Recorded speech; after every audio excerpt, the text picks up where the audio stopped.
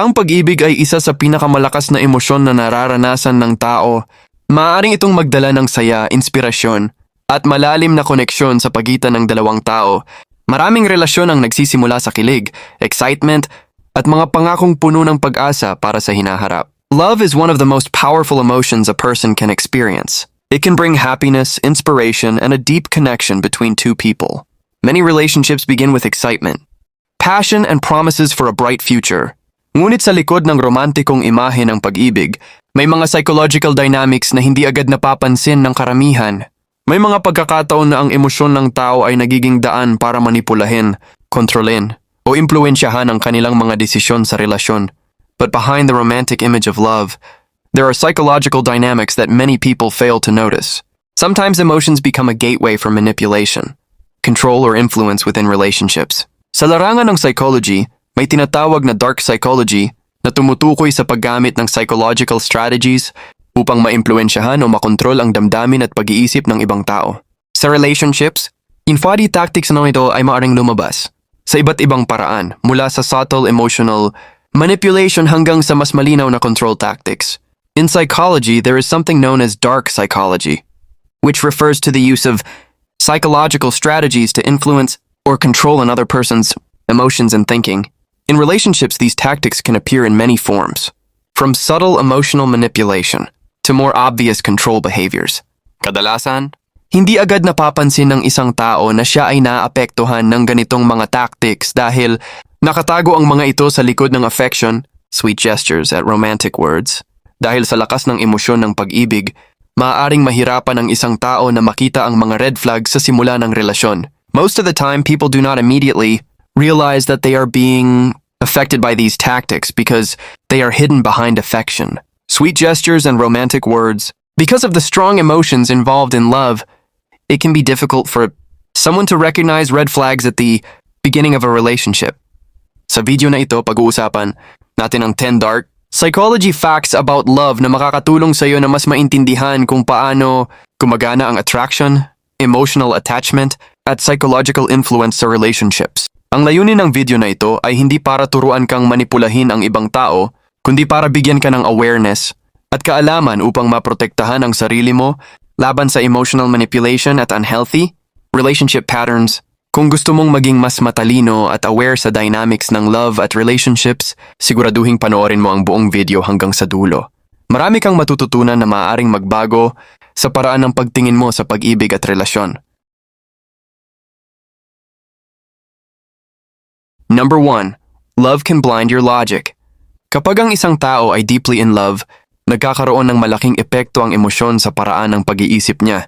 Minsan, kahit malinaw na may mga red flags sa relasyon, pinipili pa rin ng isang tao na baliwalain ang mga ito dahil sa lakas ng kanyang nararamdaman.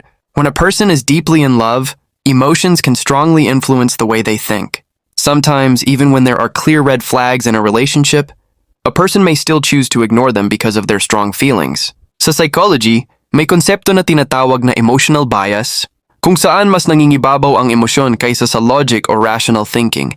Kapag nangyari ito sa isang relasyon, maaaring hindi mapansin ng isang tao ang mga warning signs tulad ng manipulation, dishonesty, o toxic behavior. In psychology, there is a concept called emotional bias, where emotions overpower logic or rational thinking. When this happens in a relationship, a person may fail to notice warning signs such as manipulation, dishonesty, or toxic behavior. Halimbawa, maaaring ipagtanggol ng isang tao ang partner niya kahit malinaw na mali ang ginagawa nito. Maaari rin niyang isipin na magbabago ang partner niya kahit paulit-ulit nang nangyayari ang parehong problema. For example, a person might defend their partner even when the partner's actions are clearly wrong. They may also believe that their partner will eventually change, even if the same problems keep happening repeatedly.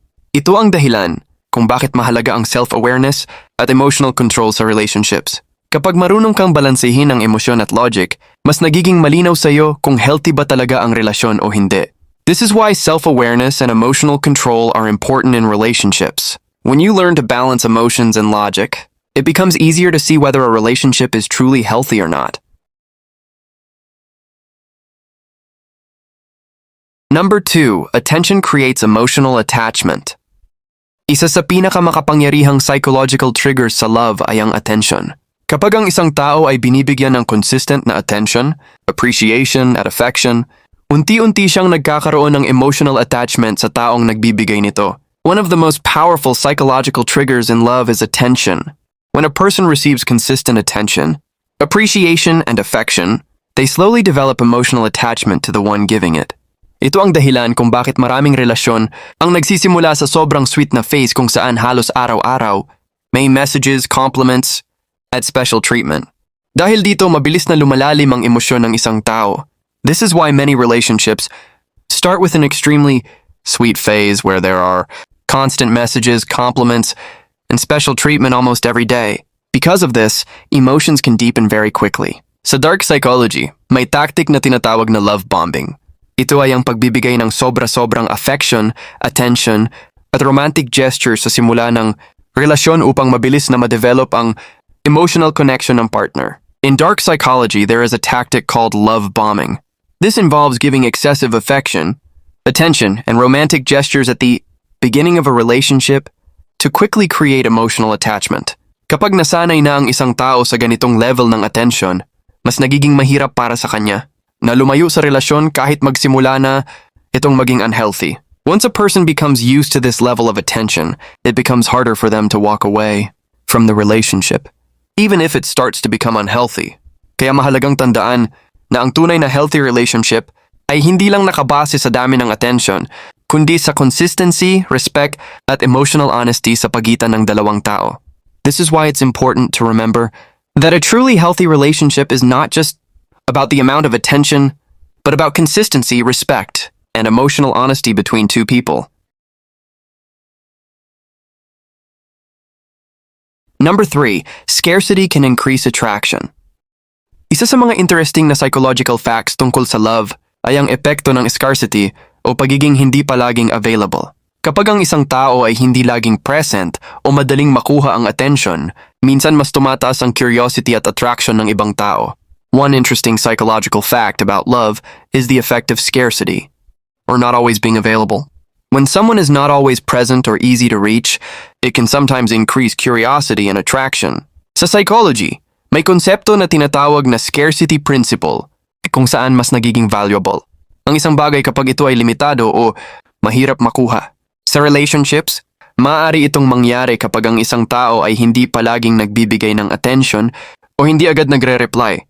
In psychology, there is a concept called the scarcity principle, where something appears more valuable when it is limited or harder to obtain. In relationships, this can happen when someone does not always give attention or does not respond immediately. Ito rin ang dahilan kung bakit minsan ginagamit ng ibang tao ang tinatawag na hot and cold behavior. Minsan, sweet at attentive, tapos biglang nagiging distant or cold. Ang ganitong pattern ay maaaring magdulot ng confusion at mas malakas na emotional attachment. This is also why some people use hot and cold behavior, being sweet and attentive one moment, then suddenly becoming distant or cold. This pattern can create confusion and sometimes stronger emotional attachment. Kapag hindi aware ang isang tao sa ganitong psychological pattern, maaari niyang isipin na ang lumalakas na attraction ay tunay na pagmamahal kahit ito ay bunga lamang ng emotional tension or uncertainty. If a person is not aware of this psychological pattern, they might think the growing attraction is real love, even though it may simply be the result of emotional tension or uncertainty. Kaya mahalagang tandaan na ang healthy relationship ay hindi dapat nakabase sa confusion or mixed signals, kundi sa clarity, honesty, at consistent behavior sa pagitan ng dalawang tao. That is why a healthy relationship should not be based on confusion or mixed signals, but on clarity, honesty, and consistent behavior between two people. Number 4. Emotional dependency can create control.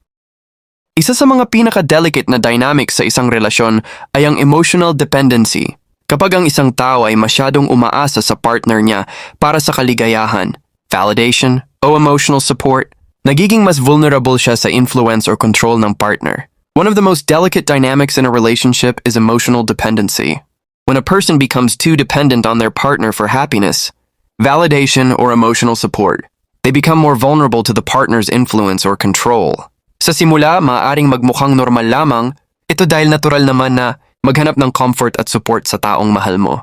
Ngunit kapag ang buong emotional stability ng isang tao ay nakadepende na sa partner niya, nagiging hindi na balanced ang relasyon. At first, this may seem normal, because it's natural to seek comfort and support from someone you love. However, when a person's entire emotional stability depends on their partner, the relationship can become unbalanced.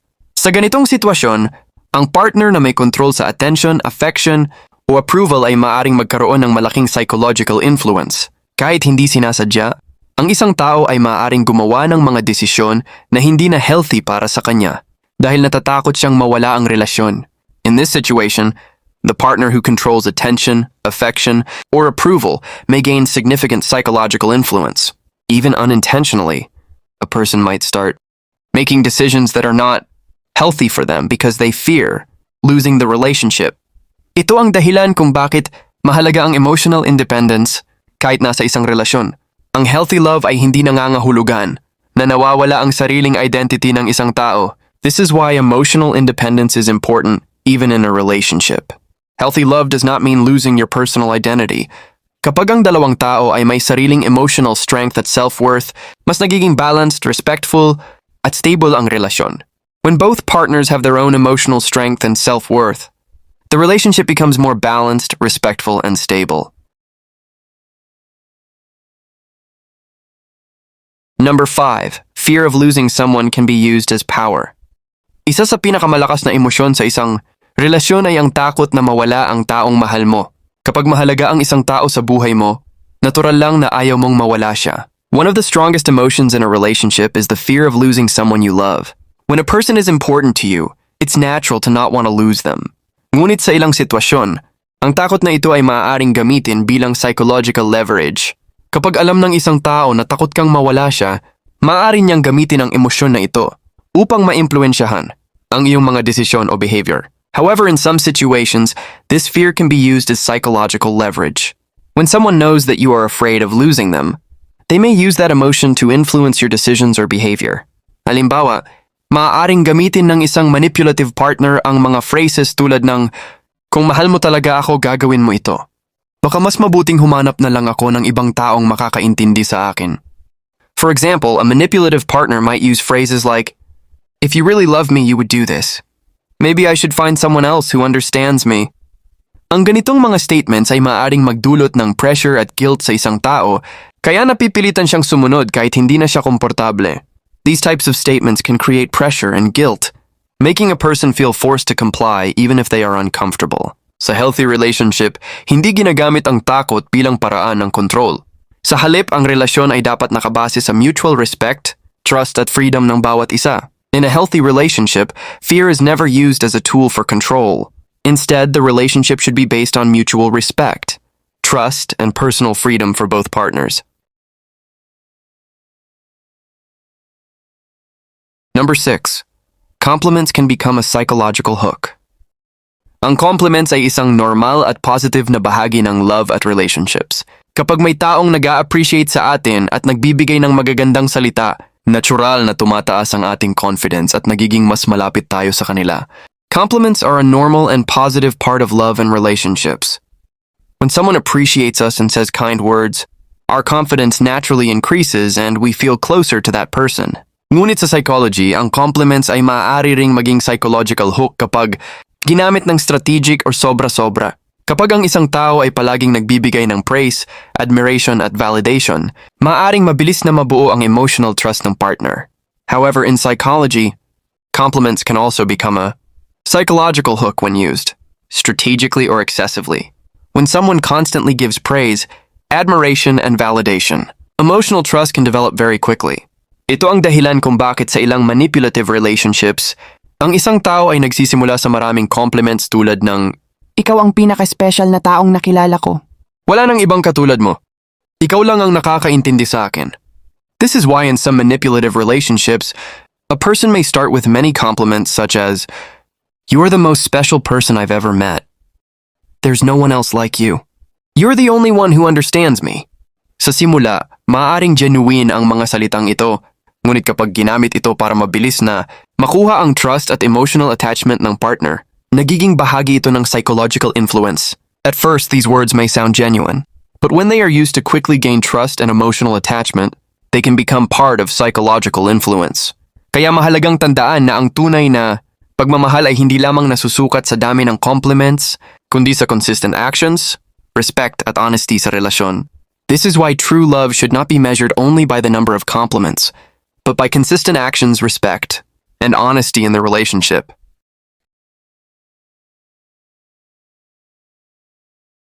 Number 7.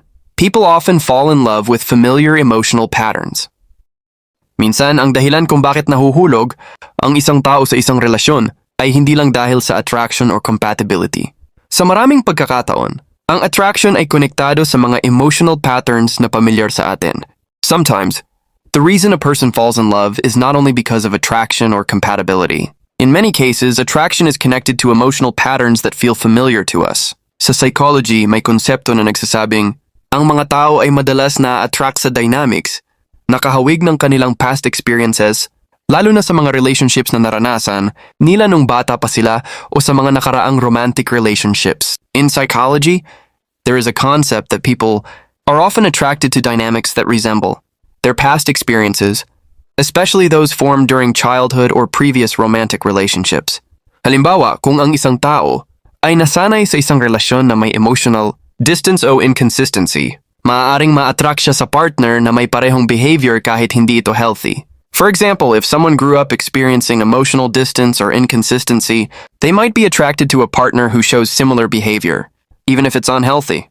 Ito ang dahilan kung bakit may mga taong paulit-ulit na napupunta sa parehong type ng relasyon o partner. Kahit hindi maganda ang outcome ng mga nakaraang relationships, nagiging familiar at comfortable pa rin ang ganitong emotional pattern.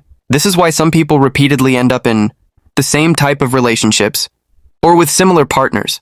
Even if past relationships did not end well, the emotional pattern still feels familiar and comfortable. Kapag hindi aware ang isang tao sa ganitong pattern, maaari siyang matrap sa cycle ng unhealthy relationships. If a person is not aware of this pattern, they may become trapped in a cycle of unhealthy relationships. Kaya mahalagang magkaroon ng self-awareness at reflection upang maintindihan kung ang attraction ba ay dahil sa healthy compatibility o dahil lamang sa familiar emotional pattern. That is why self-awareness and reflection are important to understand whether attraction is based on healthy compatibility or simply a familiar emotional pattern. Number 8. Jealousy can intensify emotional attachment. Ang selos ay isa sa pinakamalakas na emosyon na maaaring maranasan sa isang relasyon. Kahit hindi ito laging positive, may psychological effect. Ito na maaaring magpalakas ng emotional intensity sa pagitan ng dalawang tao. Jealousy is one of the strongest emotions that can appear in a relationship. Even though it is not always positive, it has a psychological effect that can increase emotional intensity. Between two people, kapag ang isang tao ay nakaramdam ng selos, kadalasan mas nagiging aware siya sa halaga ng partner niya. Bigla niyang naiisip na maaaring mawala ang taong mahal niya, kaya mas tumitindi ang kanyang emosyon at attachment. When a person feels jealous, they often become more aware of how much their partner means to them. The fear of losing someone can intensify emotions and strengthen attachment. Ito ang dahilan kung bakit minsan ginagamit ng ibang tao ang jealousy triggers upang makuha ang attention or interest ng partner. Halimbawa, maaaring magbanggit ng ibang taong nagbibigay ng attention o magpakita ng interest mula sa ibang tao. This is why some people use jealousy triggers to get their partner's attention or interest. For example, they might mention another person giving them attention or show interest coming from someone else. Bagamat maaaring pansamantalang tumaas ang emotional intensity dahil dito, ang sobrang paggamit ng selos ay maaaring magdulot ng insecurity, mistrust at conflict sa relasyon. Although this can temporarily increase emotional intensity, excessive jealousy can lead to insecurity, mistrust and conflict in a relationship. Sa healthy relationship, hindi ginagamit ang selos bilang tool para kontrolin ang emosyon ng partner. Sa halip, ang relasyon ay dapat nakabase sa trust, security at honest communication. In a healthy relationship, jealousy should not be used as a tool to control a partner's emotions. Instead, the relationship should be based on trust, security, and honest communication. Number 9. Silence can be a form of psychological control. Ang pananahimik o silent treatment ay isang subtle pero powerful na paraan ng manipulation sa love. Kapag ginagamit ito, pinaparamdam sa partner na may mali siya kahit hindi malinaw kung ano yon. Silence, or the silent treatment, is a subtle but powerful form of manipulation in love. When used, it makes the partner feel like they did something wrong even if it's unclear what it was. Sa dark psychology, ang tactic na ito ay ginagamit upang kontrolin ang emosyon ng partner. Kapag natutunan ng isang tao na ang katahimikan ay magdudulot ng guilt, anxiety, o stress, mas madali siyang masunod sa gusto ng manipulative partner. In dark psychology, this tactic is used to control the partner's emotions. When someone learns that silence creates guilt, anxiety, or stress, it becomes easier for a manipulative partner to influence their behavior. Halimbawa, kapag may hindi pagkakaintindihan, sa halip na kausapin o i-explain ang problema, nagiging silent ang isang partner. Ang isa naman ay nag-o-overthink at pinipilit na itama ang sarili kahit hindi malinaw ang mali. For example, during a disagreement, instead of discussing or explaining the issue, one partner becomes silent.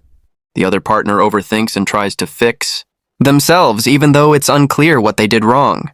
Ito rin ay nakakaapekto sa self-esteem at emotional stability ng tao, lalo na kung madalas itong mangyari sa relasyon. This also affects a person's self-esteem and emotional stability, especially if it happens frequently in a relationship. Sa healthy relationship, ang problema ay dapat hinaharap sa open communication at mutual respect, hindi sa pamamagitan ng silent treatment. In a healthy relationship, problems should be addressed through open communication and mutual respect, not through the silent treatment. Number 10. Self-respect is the strongest defense against manipulation. Isa sa pinakamahalagang aral sa dark psychology of love ay ang kahalagahan ng self-respect at personal boundaries. Kapag alam mo ang halaga mo at marunong kang mag-set ng limits, mas mahirap kang manipulahin ng ibang tao. One of the most important lessons in the dark psychology of love is the importance of self-respect and personal boundaries. When you know your value and can set limits, it becomes much harder for someone to manipulate you. Maraming manipulative partners ang umaasa sa insecurities at dependency ng kanilang target. Kapag handa kang igalang ang sarili mo at hindi basta-basta, nagpapadala sa guilt trips, love bombing, o hot and cold behavior, napoprotektahan mo ang sarili mo. Many manipulative partners rely on their target's insecurities and dependency. When you are ready to respect yourself and not easily fall for guilt trips, love bombing, or hot and cold behavior, you protect yourself. Ang self-respect ay hindi ego o arrogance. Ito ay hiting pakikalam sa iyong values, limits, at kung ano ang hindi mo kayang tanggapin sa isang relasyon. Self-respect is not ego or arrogance. It's knowing your values, limits, and what you will not tolerate in a relationship. Kapag pinapahalagahan mo ang sarili mo, mas nagiging malinaw kung sino ang tunay na deserving ng tiwala, pagmamahal, at commitment mo. When you value yourself, it becomes clearer who truly deserves your trust, love, and commitment. Tip: laging tandaan, ang pinaka-effective na defense sa emotional manipulation ay awareness, boundaries, at self-respect. Ang pagmamahal sa sarili ang unang hakbang upang makaiwas sa unhealthy at toxic relationships. Tip: always remember, the most effective defense against emotional manipulation is awareness, boundaries, and self-respect. Loving yourself is the first step to avoiding unhealthy and toxic relationships. Sa kabuuan ng video na ito, tinalakay natin ang 10 dark psychology facts tungkol sa love na mahalaga para maintindihan ng bawat isa kung paano gumagana ang emosyon, attraction, at psychological influence sa relasyon. Throughout this video, we discussed 10 dark psychology facts about love that are important for understanding how emotions, attraction, and psychological influence operate in relationships. Mula sa pagiging blinded ng logic dahil sa pag-ibig, emotional attachment sa attention, hot and cold dynamics, emotional dependency, fear of losing someone, compliments bilang hook, familiarity sa past patterns, jealousy, silent treatment, hanggang sa pinakamahalaga, self-respect, na pakita kung paano nagagamit ang mga emosyon upang manipulahin o kontrolin ang isang tao. From being blinded by love, emotional attachment to attention, hot and cold dynamics, emotional dependency, fear of losing someone, compliments as hooks, familiarity with past patterns, jealousy, silent treatment, to the most important, self-respect. We saw how emotions can be used to manipulate or control someone. Mahalagang tandaan, ang layunin ng video na ito ay hindi turuan kang manipulahin ang iba, kundi bigyan ka ng awareness at tools para maprotektahan ang sarili mo sa unhealthy at toxic relationship patterns. It's important to remember, the goal of this video is not to teach you how to manipulate others, but to give you awareness and tools to protect yourself from unhealthy and toxic relationship patterns. Kapag alam mo ang mga dark psychology tactics na ito, mas nagiging handa ka at mas malinaw sa'yo kung sino ang tunay na deserving ng tiwala at pagmamahal mo. When you know these dark psychology tactics, you become more prepared and clear about who truly deserves your trust and love. The key takeaways. Magkaroon ng emotional awareness sa sarili at partner. Mag-set ng healthy boundaries. Alamin ang halaga ng sarili at i-prioritize ang self-respect. Huwag basta-basta magpapadala sa manipulative tactics tulad ng guilt trips, hot and cold behavior, o love bombing. Key takeaways. Develop emotional awareness for yourself and your partner. Set healthy boundaries. Recognize your self-worth and prioritize self-respect. Do not easily fall for manipulative tactics such as guilt trips, hot and cold behavior, or love bombing. Ang tunay na pagmamahal ay hindi lamang emosyonal na kilig. Ito ay kombinasyon ng respeto, honesty, mutual care, at awareness sa dynamics ng relasyon. True love is not just emotional excitement. It's a combination of respect, honesty, mutual care, and awareness of relationship dynamics. Kung nagustuhan mo ang video na ito, huwag kalimutang mag-like, mag-share, at mag-subscribe para sa mas marami pang insights tungkol sa dark psychology, relationships, at emotional intelligence. If you found this video helpful, don't forget to like, share, and subscribe for more insights on dark psychology, relationships, and emotional intelligence. Hanggang sa susunod na video, maging aware, protektahan ang puso, at piliin ang mga relasyon na nagbibigay ng respeto, growth, at emotional safety. See you in the next video. Stay aware, protect your heart, and choose relationships that provide respect, growth, and emotional safety. For more video, please subscribe to my channel, Love Manipulation Lab. Marami pa tayong matutunan na aral about sa video na aking ma-upload dito. Huwag kalimutan na mag-like, comment, and share. Maraming salamat sa mga masugid kong manunood at sa mga solid kong subscribers.